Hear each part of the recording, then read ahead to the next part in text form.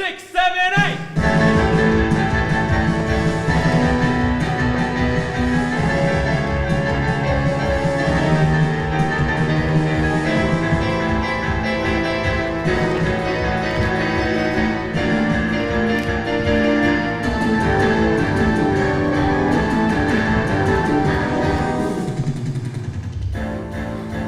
God, I hope I get it.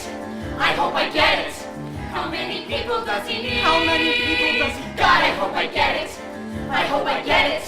How many boys, how many girls? How many boys, how many Look at all the people, at all the people. How many people does he need? How many boys, how many girls? How many people does he? Okay, I want your pictures and resumes, please. Can't go for much, though. Thank you. Sorry. Oh, thank you. Thank you so much. Here. Okay, let me explain something here. I'm looking for people who look terrific together and can work well together as a group.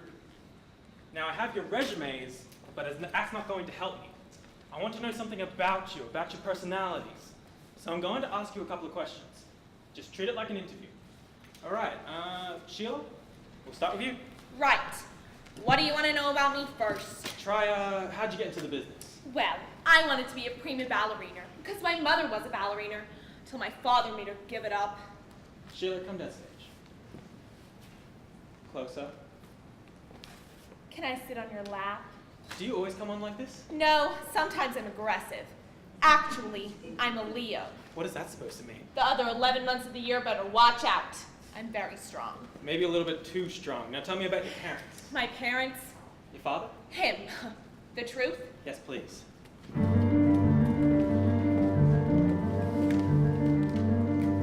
Daddy always thought that he married beneath him. That's what he said, that's what he said. When he proposed, he informed my mother he was probably her very last chance. And though she was 22, though she was 22, though she was 22, she married him. Life with my dad was never a picnic, more like a come as you are.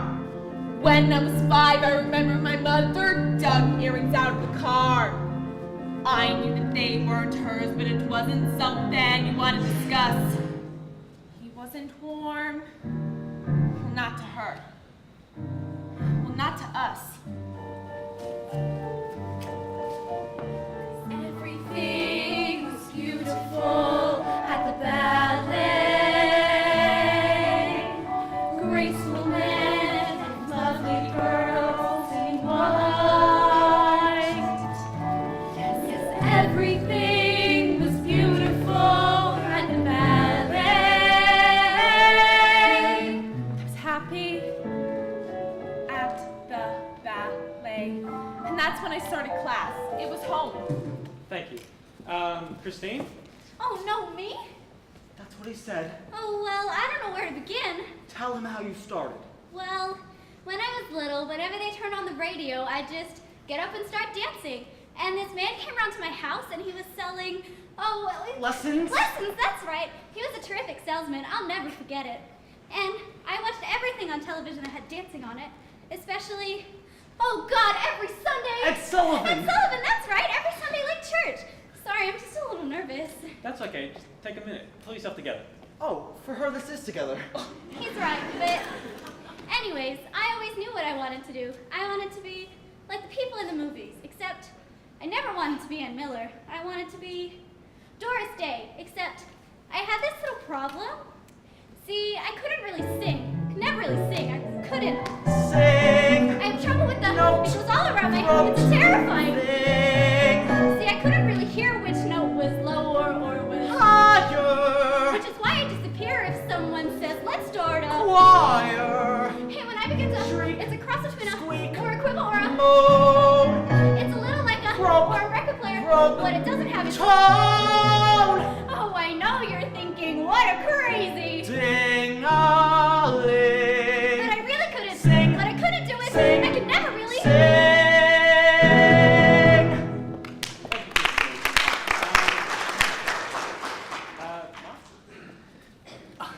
Well, I get the feeling all of you always knew what you wanted to do. Me, I didn't. I was just a kid for a while. And then one day when I was about 8, my dad had this fabulous library at the back of the house. And it was filled with like millions of books. And I went in there and one day I found a medical textbook. It had pictures of the male and female anatomy in it. I found that book pretty interesting. I used to read that book a lot. And from the book I diagnosed my own appendicitis. Next day I went to the doctor down the block, sure enough, acute appendicitis. They rushed me right to the hospital. Well, I figured this book would cover everything the rest of my life. Then, when I was 13, I had my first wet dream. I went straight back to the medical textbook. Milky discharge. Gonorrhea! I mean, I was in shock before I'd even started. I had gonorrhea. How was I going to tell my mom that I had gonorrhea? So, the book said drink a lot of water. Is that all the book said? No, it said take some penicillin, streptol, something or other. But I couldn't do that unless I told somebody. So, all I could do was drink the water, and I drank like 20 glasses a day for 3 weeks. I almost drowned. Then, finally, I went to confession, and I told the priest I had gonorrhea. And he was in shock too. Who have you been with, my son? Nobody. Then how can you have gonorrhea? You know, he set me straight. It's the only time the church has ever helped me out. Well, I was... Thank you, Mark. Diana. Well, I went to the Academy of Performing Arts. I was dying to be a serious actress. So we have this teacher, Mr. Carp, and he puts us up on stage. Legs one in back of the other, and he says, "Okay, class, today we're doing improvisations.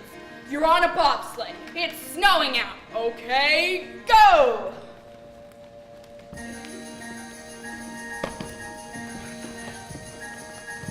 Every day for a week we would try to feel the motion down the hill. Every day for a week we would try to hear the wind rush, feel the chill. And so I dug right down to the bottom of my soul to see what I had inside. Yes, I dug right down to the bottom of my soul. And I tried, and everybody's going, whoosh, whoosh! I feel the cold, I feel the snow, I feel the air. And Carp turns to me and he goes, "Okay, Morales, what did you feel?" And I said, "Nothing, I'm feeling nothing." And he said, "Nothing could get a girl transferred." They all felt something, but I felt nothing except the feeling that this bullshit was absurd. So 6 months later, I hear that Carp has died. And I dug right down to the bottom of my soul and I cried because I felt nothing. Thank you, Diana. Val, you're up. So, the day after I turned 18, I kissed the folks goodbye, got on a Trailway bus, and headed for the big, bad apple. Because I was going to be a rockette. The thing is, see, I kept getting knocked back after auditions. Same story. I would dance rings around all the other girls, and I would still end up in the alleyway of all the other rejects. But after a while, I caught on. I mean, I had eyes. I saw what they were hiring. I also swiped my dance card once after an audition, and on a scale of 10, they gave me, for dance, 10. For looks, 3. Dance 10, looks 3, and I'm still on unemployment, dancing for my own enjoyment. That ain't it, kid. That ain't it, kid. Dance 10, looks 3 is like to die. Left the theater and called the doctor for my appointment to buy tits and ass. Bought myself a fancy pair, tightened up the derriere, did the nose will fit all that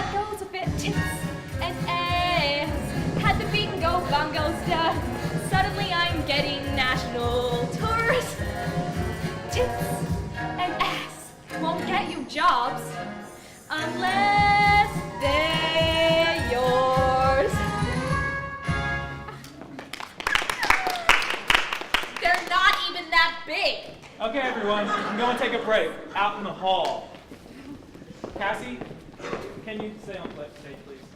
Oh, this audition's really interesting, isn't it? Yeah. What are you doing here? What do you think? I need a job. You know you're too good for the chorus, Cassie. Too good. God, you're like all my friends. My fans? Acting like I'm a star. Well, the truth is I never even came close, and nobody had the guts to tell me. It would have been nice to be a star, but I'm not. I'm a dancer. I'm a dancer.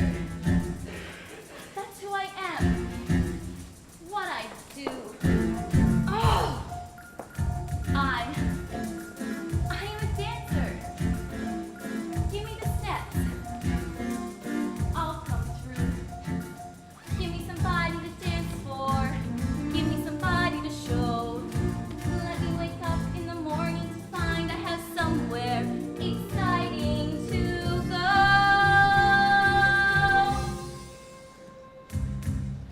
Let me dance for you. Let me try. Let me dance for you. We made a lot of music dancing, you and I. Fine. Everyone, you can come back in now.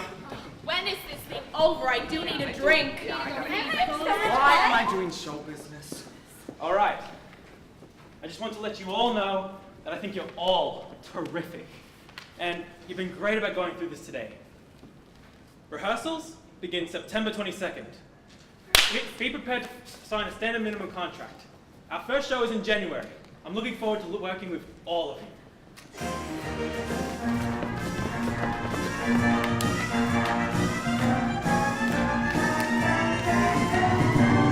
One singular sensation, every little step she takes.